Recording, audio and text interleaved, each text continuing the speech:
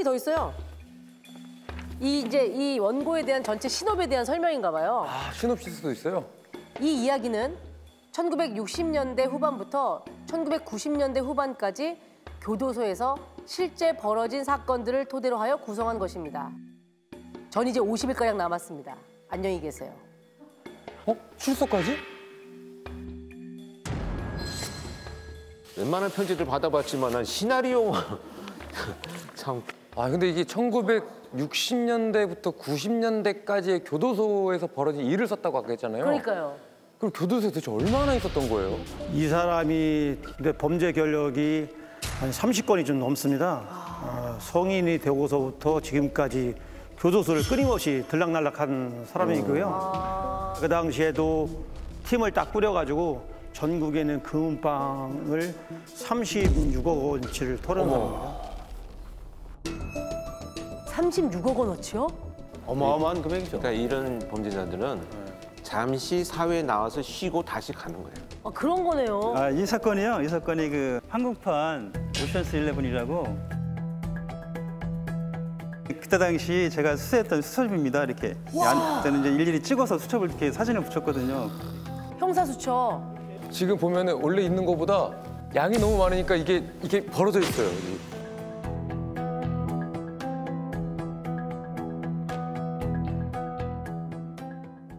근데 아까 오선수 11이라고 하시지 않았어요? 그 카지노를 터는 영화였던가요, 그때?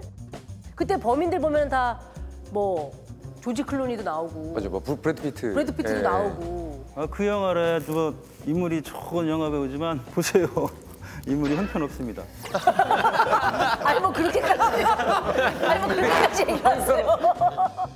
뭐 인물이 똑같다기보다 사건의 규모나 형식이나 형태가 흡사하다라는 얘기신 영화의 건가요? 그 각본하고 거의 뭐 흡사합니다, 이게. 왜냐하면 계획적으로 했기 때문에.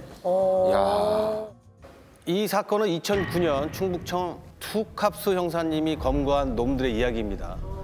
먼저 당시 범행 현장이 담긴 영상부터 보시죠. 범행 현장이요? 범행 현장. 서울 강남의 고급 주택과 병원장, 건설사 사장 등 부유층만 노려 수십억 원을 빼앗은 떼강도가 경찰에 붙잡혔습니다. 고급 주택과 병원장, 금은방 주인 등 부유층만 노려 빼앗은 금품만 36억 원이나 됩니다. 사전 답사, 범죄 실행, 작물 처리 등 역할 분담도 치밀했는데 알고 보니 모두 같은 교도소 출신이었습니다.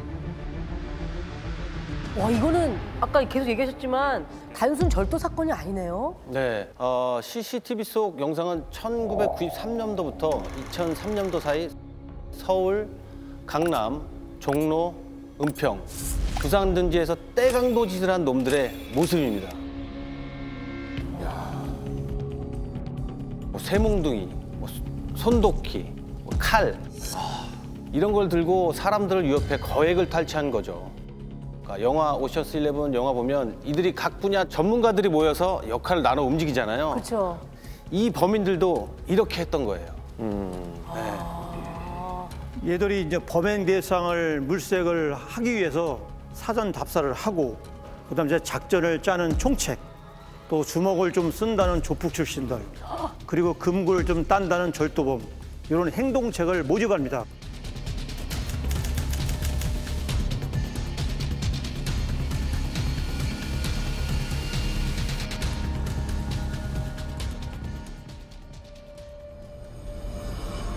그리고 또 강치한 작물을 신속하게 처리하는 작물책자까지 따로 있습니다. 그 작물 처분책은 아예 금은방을 운영합니다, 이렇게. 운영을 했어? 근데 금은방을 운영하면 작물이 들어오잖아요. 그걸 바로 녹이는 거예요. 그걸 처리할 수가 있구나. 녹이면 다른 형태가 되는 거니까. 증거가 이제 인멸되니까 잡을 수가 없는 거죠. 그러니까 완전 조직이네, 조직이네. 그렇죠. 출발부터 완전히 그 작물 처리까지 논스톱으로 본인들 조직 안에서 해결할 수 있게끔 교도소에서 만난 사람들끼리 이렇게 팀을 꾸렸다는 거네요. 강도 단이네, 강도 단인 거네, 진짜로. 네. 이런 구성은 단 한 사람이 다 한 사람 머리에서 이렇게 나온 거예요. 그 말했던 총책 그 사람이 한 거. 총책. 아까 그 시나리오 보셨잖아요. 여기. 깜짝 놀라고 계신데 네. 그 시나리오를 직접 작성했던 범인이 이 씨라는 네, 범인입니다. 달리 느껴져. 달리 느껴져. 아 이게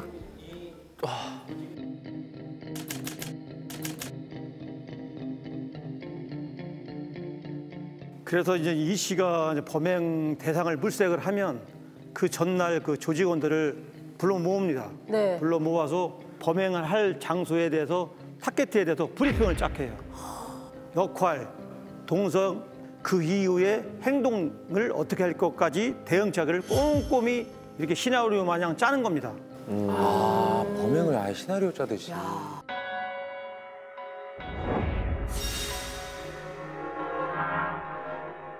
그리고 희한하게 이 범인들이 범행하기 전에 꼭 이상한 신고 전화가 접수가 됩니다. 신고 전화요? 네, 신고 전화가. 뭐 예를 들어서 동네 택시 기사가 지나가다가 여기 금은방 앞인데 수상한 사람들이 있다. 갔는데 경찰들이 출동을 네, 하겠죠? 경찰이 출동해서 갔는데 아무 일이 없는 거예요. 왜 일부러? 야, 엄청난 수법이네 진짜. 아 그래요? 왜요? 뭐 감이 잡히는 게 있으세요? 상상도 못할 수법이다 진짜.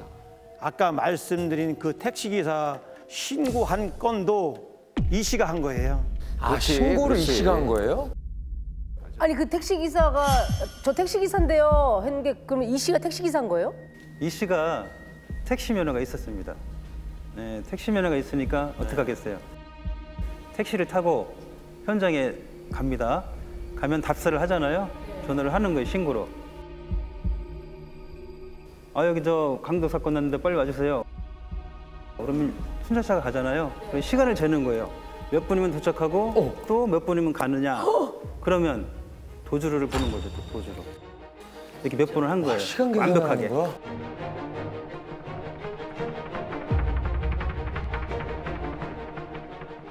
얘들이 얼마나 철저하냐면요. 야 철저하다. 예, 이놈들이 미리 그 집에 한번 들어가 봐요.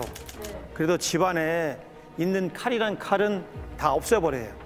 혹시나 자기한테 그 칼로 해서 덤벼들까 봐. 그리고 그때 당시에는 이제 무전기가 디지털이 아니고 아날로그였었어요. 그래서 주파수만 딱 맞추면 그렇죠. 예, 딱 들려요. 일일이 신고한 거, 지령한 거, 그것까지 다 완벽하게 해가지고 상황으로 이제 출동 상황을 다 공유한 거죠, 공범들하고. 아니 근데 이런 완벽한 범죄가 어떻게 덜미가 잡히고 어떻게 검거가 됐는지 진짜 그러니까요. 그 스토리가 너무 궁금한데요.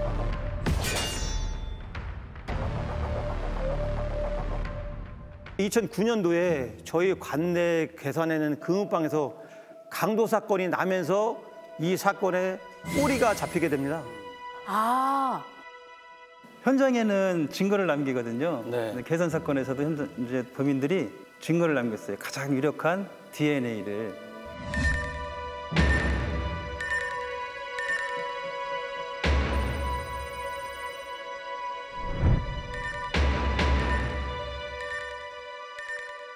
DNA 때문에 잡게 된 건가요? 대개는 그렇잖아요. 그렇죠. 뭐 DNA 대조하면 잡게 되는데 이게 이제 2009년도잖아요. 그때는 DNA법이 통과되기 전입니다.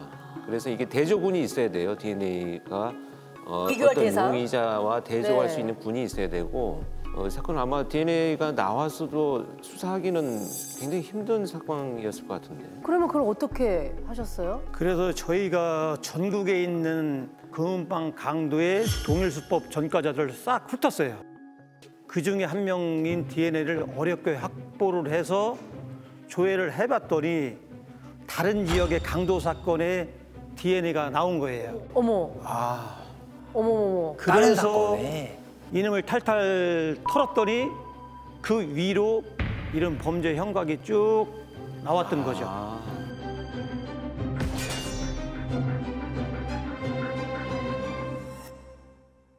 그때 이제 처음 우리가 이놈들의 이제 존재를 알게 됐잖아요. 네네. 그래서 이제 뒤를 쫓기 시작한 거예요.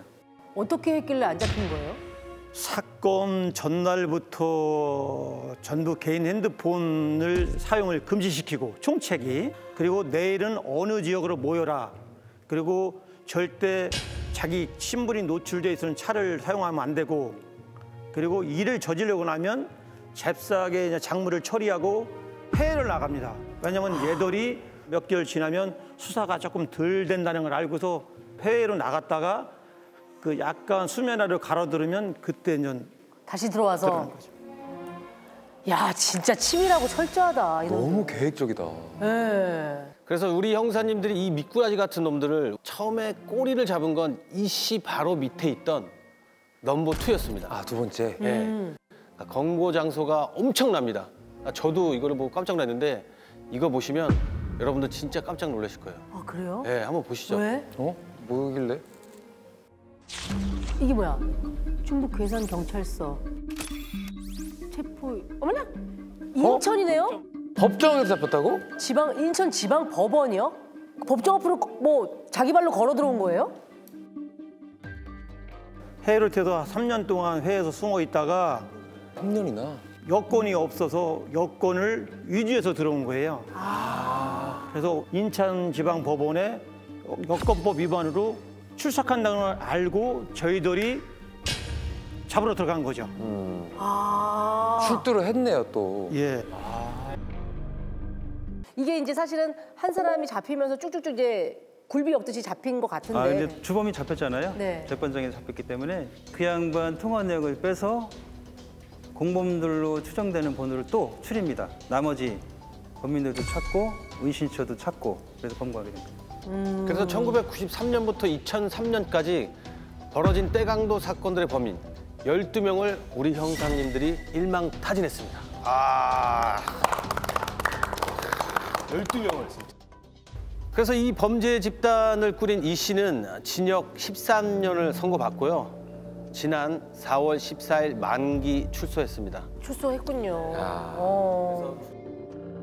그래서 출소한 이 씨의 얘기를 좀 들어봤습니다.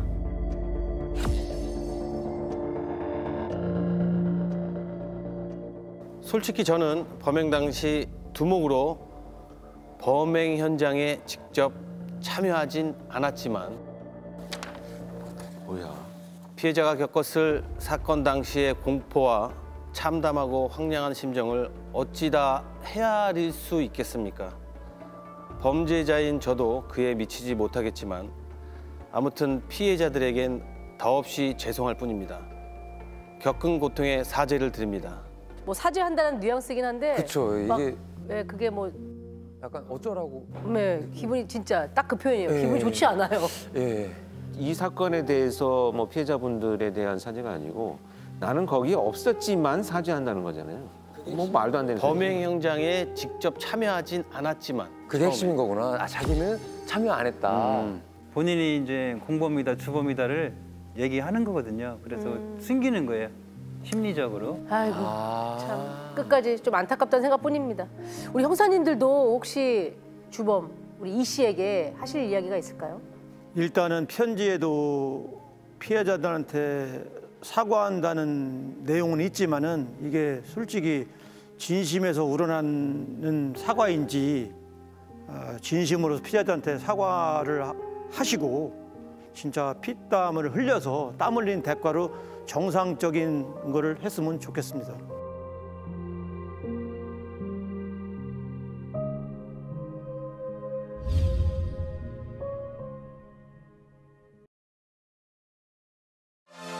콘텐츠 공작소 즐겨봐 이 채널.